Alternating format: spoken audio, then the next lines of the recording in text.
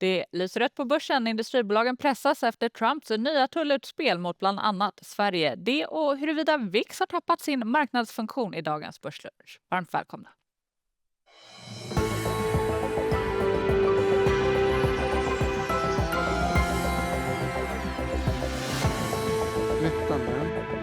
–19 januari står det i kalendern och minus 2,2 står det på OMXSP i breda indexet. Spännande börsdag med mycket att snacka om. Det gör vi tillsammans med Filip Sissner, förstås i firma med eget namn, Sissner AG, och Michel Gubel, känd gäst från Handelsbanken. Filip, du får börja. Marknadsreaktioner idag? Reflektion? Nej, men det virker ikke som at markedet tar Trump helt seriøst. Om en ting er hot om å ta over Grønland, eller om disse straffetollene som skal ta effekt 1. februari. Då skulle det vara ner mer än bara 2%. Ja, jeg vil tro det. Men jeg har ikke sett sånn i detalj på hver enkelt reaksjon, men Future startet vel ned 1,5% på Europabørsen da jeg våknet sånn i 6-drag i morges. Og nå så hentet dette seg inn litt, men så har det ser ut til å ha solgt av igjen. Men det er ikke nok til å reflektere en 10% toll potentiellt. Men och det här att det kommer indikationer på att man borde sälja amerikanska statsobligationer just för att sätta hårt mot hårt. Michel, vore det rätt strategi? Nej, jag tror inte det är rätt strategi, för att man är just storägare. Man tar aggregerad nivå, nu har jag inte med mig den här grafen, men Europa äger en stor andel och har ökat sin andel i amerikanska statspapper, medan Japan och Kina har ju minskat sin andel. Så att de blir ju fortfarande väldigt känsliga för att vi får en ränteuppgång i USA, det vill säga obligationerna går ner. Så att det är ett rätt trögt vapen. Har du någon reflektion på Filips tankar om att börsen skulle ha varit ner mer om man verkligen trodde på 10% strafftullar? Nej, men det är en bra observation. Och vi är dessutom hela 2025 med oss, så att det blev ju tumult i ett par dagar, men sålde man i maj så har man ju tappat 20-25% sedan dess. Så att det har inte varit hållbart att vara bärsig i 2025. Så att bara för det är nytt år så är det inte nya spelregler. Samma spelregler som förra året. Guldet går upp när det blir oro, men börsen går inte ner. Någon kort reflektion där? Nej, men det är ju samma. Det som skilde förra året var väl att det gick upp extremt mycket. Nu har vi kommit upp på en nominell nivå som är väldigt hög, men vi ser väl ungefär samma reaktion, att det är lite svaga i dollarn och guldet topp. Skillnaden är väl att nu kanske det är lite mer fokus kring fiat-valutor, det vill säga det inte bara handlar om dollar utan det handlar om allt, så att guldet går upp mot i princip alla valutor. Någon reflektion från dig? Nei, jeg synes gullprisen er jo veldig interessant, i hvert fall om du jämfører den med olje. Oljepriset er jo lågt, men nå får du jo kjøpt 70 fat med olje for 1 uns gull. Og det pleier å ligge på sånn størrelsesorden 10-20, og nå får du 70 fat olje for en gull. Så det er krokodilgapet mellom utviklingen i oljeprisen, som egentlig nå har falt i 3-4 år kontinuerlig, som kanskje skal på grunn av økt produksjon, men da, så går jo gullprisen opp. Men som nordmann vet du, så er det jo alltid olje. Man tenker jo at det er jo en form for inflasjonshedge også. Du produserer jo ikke mer olje, eller midlertidig gjør det, men det finns ikke mer olje i bakken enn det som finns. Litt samme som gull. Nej, men det är väl en kombination i år där vi har en svag efterfrågan på olja. På något sätt så reflekteras det genom oljepriset, men man är osäker samtidigt. Så då får du gapet. Vi har lite färgglada kuber som Michel skickade in. Svåra att smälta vid första anblicken, men det handlar om vilka tillgångsklasser som har gått bra vilka år. Så hittills i år, alltså längst till vänster, ser vi att Japan är en vinnare. Bitcoin faktiskt hyggligt. Men förra året var guld den stora vinnaren. Kort reflektion kring tillgångsrörelser här. Med 25 var guld upp, dollar tillgångar ner skulle jag säga. Nu får ni inte med S&P, men S&P var väl upp 18%, sen drar de bort 10% på dollarn. Så höll amerikanska tillgångar så fick du 8% om man kollar på global nivå. Men om du var i Europa fick du 36%. Så att det var ju inte dollarn så förra året. Och vi får se hur det slutar i år, men det är väl ungefär samma tema när vi börjar 2026. Jag klämmer in en sista tillgångsklass innan vi går till nyhetsblocket. Och det är den norska laxen som går väldigt svagt idag och har gått väldigt svagt. Sektorn är ner 10% bara i år, va? Ja, hittil i år. Så var den rätt stark i 4. kvartal, aksjekursen altså. Men det er jo litt, det faller nok mye på 12 også i dag. Det är ju en del av dessa bolagen som exporterar en del till USA. Jag noterar att shipping har gått dåligt idag också. Du har en kort position i Maersk, va? Precis, så Maersk var ju... Ja, det är ju todelt, det var inte på grund av toll och den typen av ting, men det var mer att nu öppnar de Suez. Maersk annonserade förra veckan att de ska börja gå genom Suez. Vi la på en kort position rätt i förkant av det, så det var ju lite flax med timingen. Men där kommer det 20-30% mer supply i form av nya båtar. Och nya skip på vannet är ju ganska negativt hvis distansen de ska segla också blir kortare vid att du kan gå genom Suezkanalen igen. Så det är väldigt förstört tillbudssida på båtarna, och demand är ju så där konsumenten plockas ju upp, men det är inte nog till att kompensera för alla de skipen som kommer. Så en sån all time high aktiekurs på Maersk, det ger ingen mening för oss. Ja. Och om vi tittar lite då på hur det går på börsen, så är den ner drygt 2%, men försvarsbolag lyfter mot strömmen. Saab som exempel är upp 5%, 38% hittills i år, och då ska vi komma ihåg att det är den 19 januari. Ovzon stiger också mot strömmen. Där har DNB Carnegie höjt riktkursen med närmare 40% till 61 kronor, upprepad köprekommendation. Man skriver att de ser potential för att bolaget kan få fler kontrakt rörande satelliten Ovzon 3 framöver. Och precis innan vi gick in här i studion så kom en omvänd vinstvarning från matkassabolaget Cefello. Aktien lyfter 14%. Rörelseresultatet uppgick preliminärt till 36,8 miljoner kronor för fjärde kvartalet 2025. Jag tänker bara, om vi ska resonera lite kring konsumenten, är den på väg tillbaka? Ja, det virker som i hvert fall i Sverige. Her har man jo fått flere rentekutt enn man har fått i Norge. Sverige følger jo Europa på en helt annen måte der. Vi har jo en investering i et unotert bolag som heter Ellos, som mange i Sverige kjenner til. Tanken er å ta det på børs nå første halvår, men der ser man jo virkelig at ting er i ferd med å løsne for den svenske konsumenten.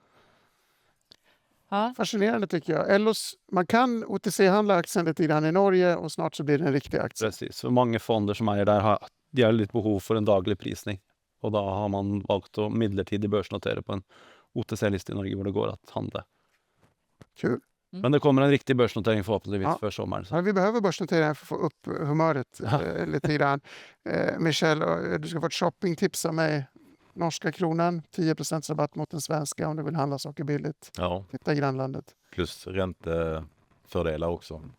Om du lägger pengarna i en norsk bank så får du minst 4% i Sverige. Eller norska obligationsfonder. Ja, just det. Kan man också göra. Eller norska oljebolag. Hjärtligt välkomna. Norska oljebolag delar ju ut enormt mycket. Ja. AKBP 10, Vår Energi 15 tror jag, med finansiell risk på köpet. Förlåt. Tänker jag att vi också nämner Tesla som väntas bli en av de första biltillverkarna att gynnas när Kanada slopar sina 100% tullar på elbilar tillverkade i Kina. Det här nya avtalet tillåter import av upp till 49 000 elbilar per år till en tull på 6,1% med en möjlighet till en höjd kvot på sikt. Och så kan vi notera att IMF spår att global BNP ökar med 3,3% i år. Det här är en höjning med 0,2% enheter från oktoberprognosen. Prognosen för nästa år den är oförändrad på 3,2%. Om IMFs prognos intog liksom Grönlandseffekten när de gjorde sina beräkningar. Vi kan väl prata lite om Grönland. Vi har en bild som visar Polymarket. Sannolikheten för att USA verkligen ska ta över den har förstås stigit men ligger kvar på modesta 20 plus någonstans, Michel. Vad ska man säga? Det är väl lite tragiskt att se att det finns en sån marknad, att det finns ett scenario där Trump seriöst vill ta över Grönland. Men uppenbarligen så är det som ligger bakom marknadsreaktionen idag. Och vi får se hur förhandlingarna går. Det är väl Davos på onsdag och det är väl där de kommer diskutera där. De skulle diskutera amerikanska regler för pensionssparande i bostäder. Men nu känns det som att det här är roligare. Det här är nog lite större. Inte roligare på norska som betyder lugnare. Men om vi tittar på VIX så handlas det på 16 mot då 18,5 i 10-årssnittet. Alltså, vad säger du om de rörelserna? Har VIX liksom förlorat sin marknadsfunktion? Den har inte förlorat sin marknadsfunktion för att den handlar ju enligt hur saker och ting rör sig. Men däremot så kanske traditionellt sätt så hade den liksom reagerat mycket starkare. Då hade man förmodligen tagit ut pengarna ur börsen och så hade VIX gått upp. Nu är det mer att vi får en rotation till någonting annat. Och nu är det ju uppenbarligen, varenda gång det blir stökigt så kan man ju köpa försvarsaktier och annat. Och då får vi inte samma flykt i den. Så att då får vi en väldigt stor spridning istället. Och det är ett annat mått som AI och försvar för den delen. Och det är ett annat mått som kanske man ska ha koll på framöver. Men vi kommer lite tillbaka till det Filip började med, att man tror inte riktigt på det här. VIX är inte upp så mycket, börsen är inte ner så mycket. Det kan ju bara vara en diversion att man prövar att leda fokuset bort från Iran och andra ting som foregår i världen och så kommer man med en lite mer överraskningsangrepp i Iran. Anders Fogh Rasmussen, tidigare dansk premiärminister och förstås NATO-chef, pratade om weapons of mass distraction i Financial Times, att det är just en distraktion mot något annat. För att, jag skulle gärna tagit det bättre mot att USA faktiskt invaderar Grönland eller får köpa Grönland. Men det bara är för sjukt. Men det kan hända att världen är ju lite sjuk också. Man får se hur det utvecklar sig. Men då apropå att många köper försvarsbolag. Även du, Filip, tittar på försvarsbolagen. Och Absolut. där. Vi har varit lite in och ut i vårt long short fond. Så vi var lång Rheinmetall och Leonardo på våren i fjol in mot till G7-toppmöte. Och då såg man ju en euforisk stämning bland dessa forsvarsaksjene. Det er morsomt at man kaller det forsvarsaksjer. Og mye av det er jo angrepsvåpen som lages. Men det er, man liksom rettferdiggjør investeringen på en måte. Men da var det jo flere banker som også lanserte sånne ETF-er innenfor forsvar. Og da så man at det ble hypet såpass mye at man tok gevinst, og vi shortet faktisk Kongsberg-gruppen, den norske, som er jo egentlig halvparten av bolaget, driver jo med noe helt annet enn forsvar. Så markedet vil jo prise hele bolaget på forsvarsmultipler til tross for det. Så Och allting så- handlas upp på bredden och då hittar man ett bolag som bara är hälften försvar. Så falt den ned, men nå har det jo kommet opp. Altså vi stoppet den vel rundt somras, og så har vi gått lang Rheinmetall igjen, som for oss Fascinerande. virker som det mest fascinerende bolaget. Kan vi nämna Rolls-Royce i det här sammanhanget? Det är ju flygplansmotorer, men brukar ofta nämnas i försvarssammanhang. Jag antar att man säljer flygplansmotorer. Absolutt. Rolls-Royce var vår beste bidragsyter i fjor. Ja. Og de er jo involvert i alt fra små modulære reaktorer på kjernekraft til flymotorer, som har vært den store driveren, har jo også vært innenfor sivil luftfart. Men de har jo vært en del av vår tematikk som er liksom Power Up Europe, at gridet og hele infrastrukturen er underinvestert, og at man trenger mer grønn energi, og der er jo kjernekraften eneste løsningen, slik vi ser det.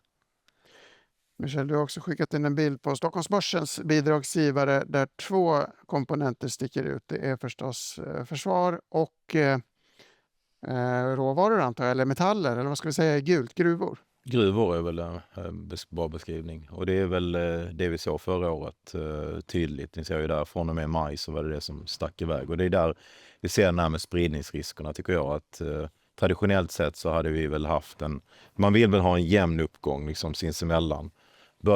If shit hits the fan, som man brukar säga, så brukar saker korrelera. Och det är då vi kanske får det här dolda måttet, dispersion, spridning, och då får vi upp VIX. Just nu så fungerar det exakt så. Köp försvar när det är en dålig dag och köp en mer spridd portfölj när det är en bra dag. Där har vi det. Nyckeln till 2026. Jag är fascinerad över Storebrand som är ett tråkigt bolag. Jag undrar om de här försäkringsbolagen är som teleoperatörer förra året. Man vill ha liksom någonting säkert utdelningsgivande när det är oroligt där ute. Eller vad är... Nei, jeg vil ikke kalle dem tråkige heller, for det er jo rett spennende. Det vokser i alle ben, både forsikring og livsforsikring. Og, liksom, man må leve lenger, eller man lever lenger. Man må spare mer selv. Så det er mer den fokuset på kapitalforvaltning og veksten innenfor forsikring. Og så er det jo færre ulykker, bedre marginaler på alle deler. Og så var det jo, hvis det er 36% opp i Europa, Storebrand var vel omtrent på linje med det.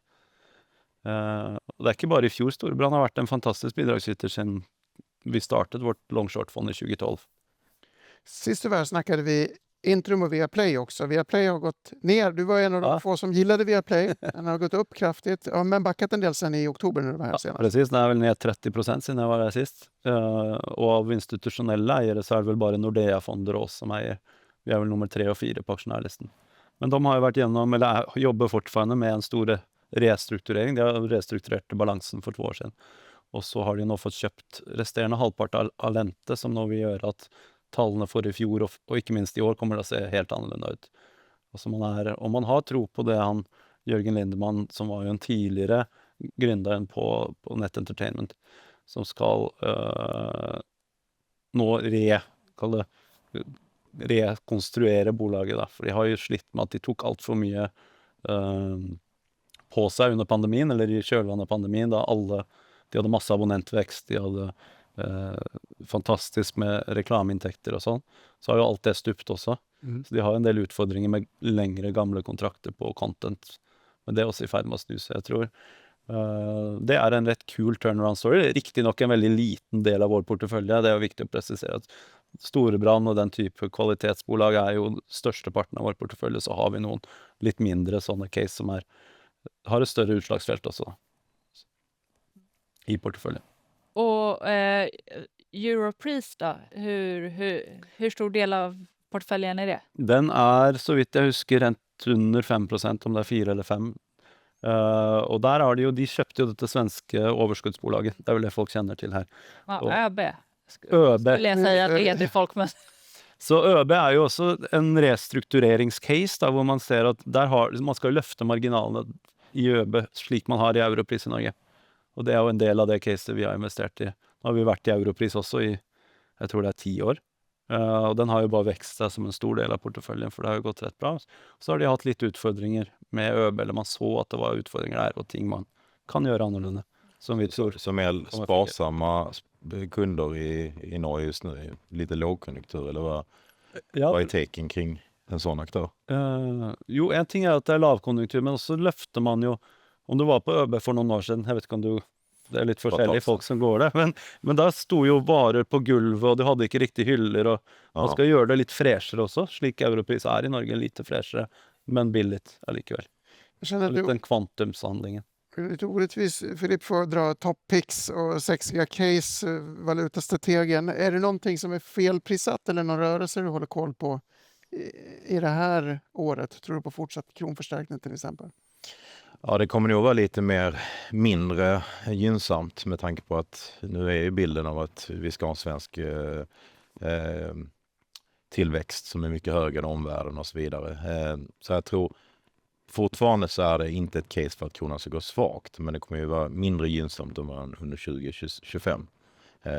Jag pratar mycket sparflöden och då ser man ju att vi investerar ju fortfarande på autopilot när det kommer till globalfonder, och det är bara så vi har satt upp det, men vi sparar ju mycket, mycket mindre i amerikanska fonder, och det dämpar ju också utflödet från kronan.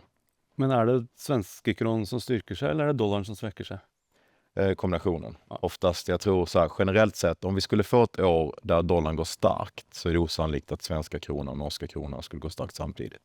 Så att den trenden måste nog landa också för att vi ska få fortsatt kronor, så att säga.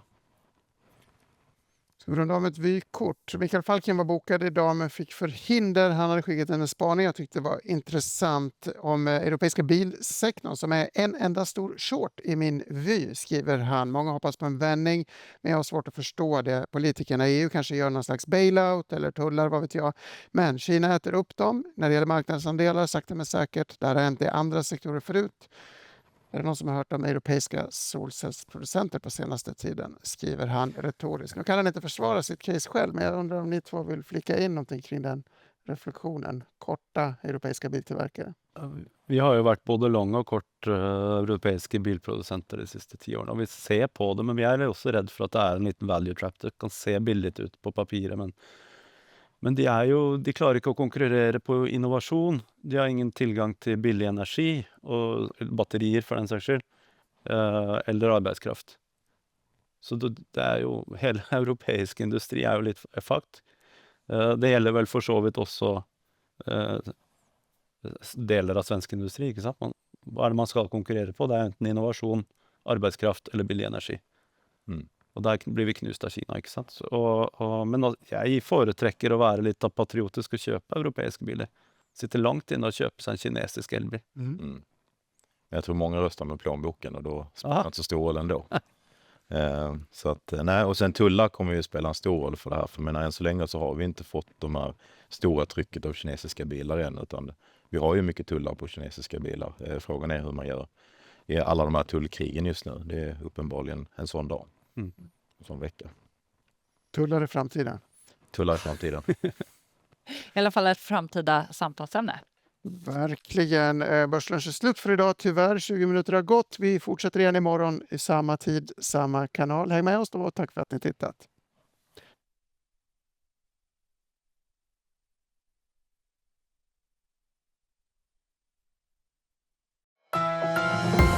Det här var en produktion från EFN. Ansvarig utgivare Anders Hägerstrand.